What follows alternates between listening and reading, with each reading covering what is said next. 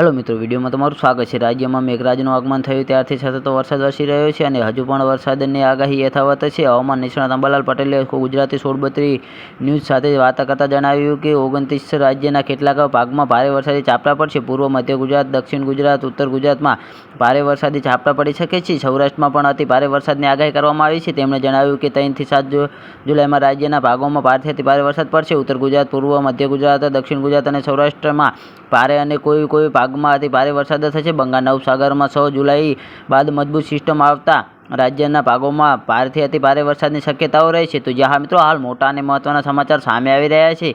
9 થી 15 જુલાઈના સૌરાષ્ટ્રના ભાગોમાં ભારે વરસાદ થશે। ઉત્તર ગુજરાત, પૂર્વ મધ્ય અને દક્ષિણ ગુજરાતમાં ભારે વરસાદની શક્યતા રહેશે। જ્યારે 18 થી 19 જુલાઈએ મોન્સૂન ધરી દક્ષિણ તરફ રહે તો વરસાદ ઘટી શકે છે। 23 થી 30 જુલાઈ સુધીમાં પૂર્ણ ભારે વરસાદની શક્યતા રહેશે। 28 થી 29 જુલાઈ અને 2 ઓગસ્ટ સુધીમાં પવનની ગતિ સાથે વરસાદ થવાની શક્યતાઓ રહેશે।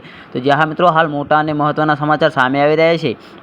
અત્યારે આદ્રા નક્ષત્ર ચાલી રહ્યું છે, જેનું પાણી કૃષિ પાકો માટે પાણી સારું ગણાતું નથી અને પાક પીળા પડી જાય છે। જ્યારે 6 જુલાઈથી પૂર્ણ વર્ષ બેસશે, જેનું પાણી સારું ગણાતું નથી। ઉપરાંત વરાપ નીકળે તો કૃષિ કામ કરી લેવા જોઈએ। 20 જુલાઈએ પુષ્પા નક્ષત્ર સૂર્ય આવતા કૃષિ પાકો માટે સારું ગણાય છે। જ્યારે 3 ઓગસ્ટના આલેખ્ય નક્ષત્રમાં સૂર્ય આવતા વરસાદનું પાણી પણ સારું ગણાતું નથી। ઉપરાંત 17 ઓગસ્ટના મઘા નક્ષત્રમાં સૂર્ય આવતા જ આ પાણી સારું ગણાય અને મઘા નક્ષત્રમાં પાણીનો સંગ્રહ કરવામાં આવે છે। તો હા મિત્રો, અમારો વિડીયો કેવો લાગ્યો અમારી કોમેન્ટ બોક્સમાં જરૂરથી જણાવજો અને ચેનલ પર નવા હોય તો ચેનલને સબસ્ક્રાઈબ કરવાનું ના ભૂલતા। તો વિડીયો પૂરો જોવા બદલ તમારો ખૂબ ખૂબ આભાર।